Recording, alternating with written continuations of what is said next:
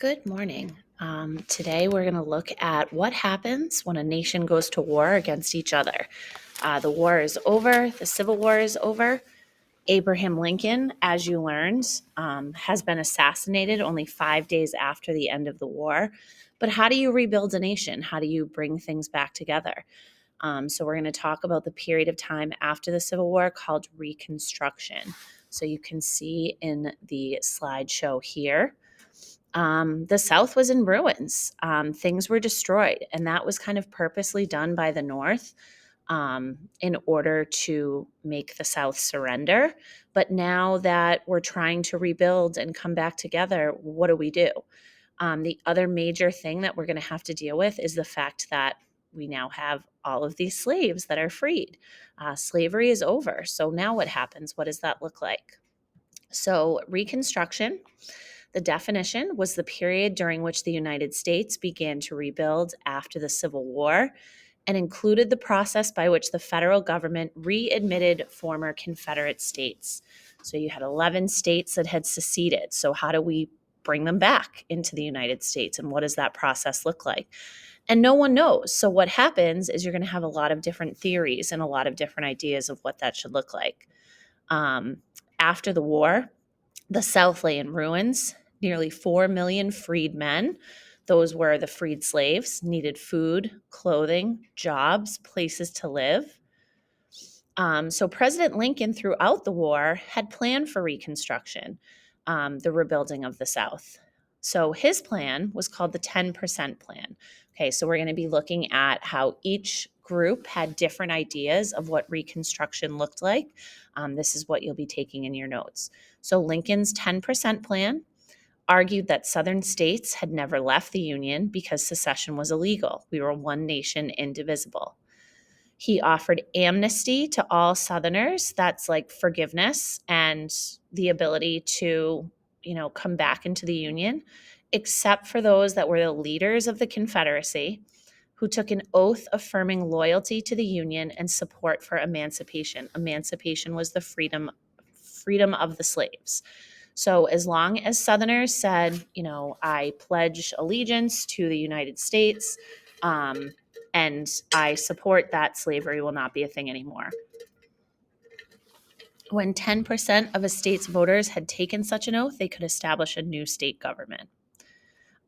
Lincoln's plan was very lenient. The goal was to readmit Southern states as quickly as possible and not to punish the South. But there were those that thought Lincoln's plan was too lenient, too easy. He was letting them in too much. So there was a group of people in Congress called Radical Republicans, led by Charles Sumner from Massachusetts and Thaddeus Stevens. They opposed Lincoln's 10% plan, saying it was too lenient. They did not want to reconcile with the South. They wanted to revolutionize Southern institutions, habits, and manners. The Radical Republicans' plan had three main goals. One, prevent the leaders of the Confederacy from returning to power after the war. Make the Republican Party a powerful institution in the South. And lastly, help African Americans achieve political equality by guaranteeing their right to vote. So we have the Wade-Davis bill, which was considered a compromise between radical and moderate Republicans. A majority of adult white men in each Confederate state would have to take an oath of allegiance to the Union. Then the state could hold a convention to create a new state of government. Delegates to that convention had to take an ironclad oath that they had never fought against the Union. So you can see here with each of these plans, the concern of people in the North is that the same people that had actively waged war against the country would come back into power. Like, this is the major concern. The ironclad oath of the Wade-Davis bill, by requiring officials and voters to swear they had never supported the Confederacy, it would limit the political activity of ex-Confederate soldiers and supporters. Lincoln blocked this bill with a pocket veto because it would delay reconciliation. So very shortly, before the war is actually over, in early 1865, remember the war ends in April, Congress passes a few things to kind of get the ball rolling on Reconstruction. They create the Freedmen's Bureau, which would give food, clothing, education, and other kinds of help to the freedmen and poor whites. Remember, when we are using the word freedmen, we're talking about former slaves. They passed the 13th Amendment, which ends slavery throughout the United States, except in terms of punishment, which we'll get to that later. So the Freedmen's Bureau, as I said, provides food, clothing, education, job training to freed slaves. Schools open across the South with the sole purpose of educating freed slaves. Remember, for many slaves, it was illegal for them to know how to read and write. So they're eager to learn. Then Lincoln is assassinated. So all the plans that Lincoln had, out the window. Now we have Andrew Johnson, who's the vice president. He becomes president. He takes the presidential oath after Lincoln's assassination. The thing about Andrew Johnson, he's a Southerner. So this is a problem because obviously if you thought Lincoln was lenient, Johnson is 10 times more lenient. He claimed he would carry out Lincoln's Reconstruction plan, but he had a little bit of different plans. He believed that Congress shouldn't have any role in the restoration process, which would go against what the radical Republicans wanted. And he believed that efforts to protect the rights of Blacks, whom he saw as inferior, would slow the rebuilding process. And he literally said, white men alone must manage the South. So this guy, it's not good news. He saw his plan as more of a restoration program. He liked Lincoln's plan. He was very lenient. He offered pardons to Confederate citizens as long as they swore an oath to the Union, restored Southern states to the Union as long as they ratified the 13th Amendment, which ended slavery. He could care less about all the free slaves. He was unconcerned with the condition of all 4 million people that now all of a sudden have their freedom. In response to Johnson's plan, most Southern states quickly meet his demands, but they decide they're going to limit the freedom of the new freedmen. So they pass Black codes, which limit the rights of those African Americans. Republicans in Congress obviously are outraged because African Americans were not allowed to vote and former Confederate leaders were elected to Congress. Congress refused to seat the new congressmen and threatened to remove them from the Southern states. So here you have a picture that depicts administering the oath of allegiance to Confederate soldiers. In response, radical Republicans decide to take over. Johnson is not the guy. They actually impeach Johnson. They want to break the power of Southern planters and make sure African Americans have the right to vote. We just spent 4 years fighting you guys in a war, and now you're going to have power again? I don't think so. So they want to support the African Americans. So they pass the Civil Rights Act of 1866. It was the first U.S. federal law to define citizenship and affirm that all citizens are equally protected by the law.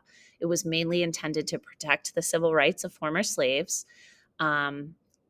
It's vetoed by President Johnson. In 1866, Congress again passed the bill and Johnson vetoes it again, but a 2/3 majority in each chamber overrode the veto. The Civil Rights Act became the first major piece of legislation in American history to become a law over a president's veto, which is a huge deal.